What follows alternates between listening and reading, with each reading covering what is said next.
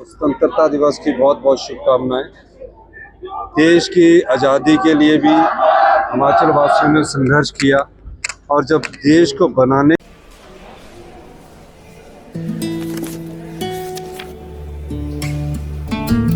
अब नहीं चलेगा। ये वही HIV पेशेंट है, मुझे नहीं करनी इनकी डिलीवरी। अब नहीं चलेगा। HIV के स्टेटस पर भेदभाव अब नहीं चलेगा। और वैसे भी यूनिवर्सल प्रिकॉशंस के साथ HIV फैलने का खतरा नहीं होता। आपके HIV स्टेटस के कारण कोई भी भेदभाव करता है तो इसकी शिकायत हॉस्पिटल में कंप्लेंट ऑफिसर या राज्य के ओम्बुड्समैन के पास दर्ज करें, क्योंकि HIV स्टेटस के कारण भेदभाव अब नहीं चलेगा। आने की जरूरत पड़ी तो भी हिमाचल वासियों ने संघर्ष किया। प्रदेश पहला ऐसा देश का राज्य है जहां हमारे लोगों ने देश की सीमाओं की रक्षा के लिए अपने प्राणों का बलिदान दिया और सबसे ज़्यादा 4 परमवीर चक्कर जीतने वाला हिमाचल प्रदेश आज स्वाधीनता दिवस के इस परम अवसर को बड़ी हर्ष उल्लास से मना रहा है, क्योंकि हमारे हिमाचल प्रदेश के जो लोग हैं वो हमेशा देश की रक्षा के लिए तैयार रहते हैं, तैयार रहे, कुर्बानी दी है। तभी 4 परमवीर चक्कर और कितने अशोका चक्कर और वीर चक्कर हिमाचल वासियों को मिले हैं। और इस शुभ अवसर पर मैं सभी हिमाचल वासियों को बहुत बहुत शुभकामनाएं देता हूँ। प्रदेश आत्मनिर्भरता की ओर बढ़ता है। जिस प्रदेश की भारतीय जनता पार्टी की केंद्र की सरकार ने RDG काट दी हो, उस RDG से जब एक साल के बजट से 10,000 निकाल दिया जाए, फिर भी हमने उस प्रदेश में भ्रष्टाचार के चोर दरवाजे बंद कर जो संपदा बचाई है, उस संपदा से हम लोगों का कल्याण कर रहे हैं।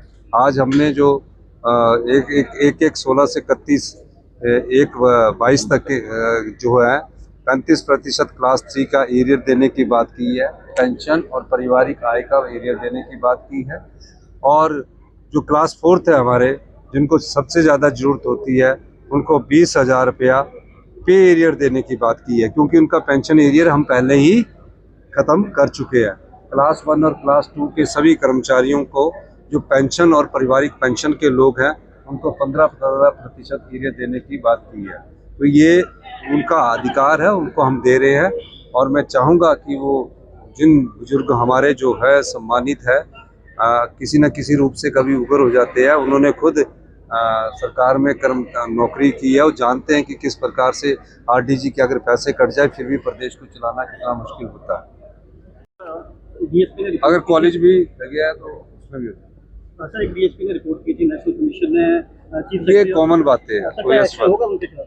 अब जो एक्शन डिसिप्लिन रूल्स होते हैं उसके तहत अधिकारी करेंगे। धन्यवाद। सभी स्कूल के बच्चों को, सिर्फ स्कूल के बच्चों को जो 15 अगस्त के आए हैं उनको ही छुट्टी है, बाकी सारे कार्य कर्मचारी सारे संस्थाएं खुली रहेगी। सिर्फ सरकारी स्कूलों में 100 स्कूल CBSE किए जाएंगे। तीसरा, जो डॉक्टरों की कमी है, और मैं देख रहा हूं कि डॉक्टरों की कमी के लिए अब उनकी रिटायरमेंट जो है वो 31 मार्च 2027 को की जाएगी।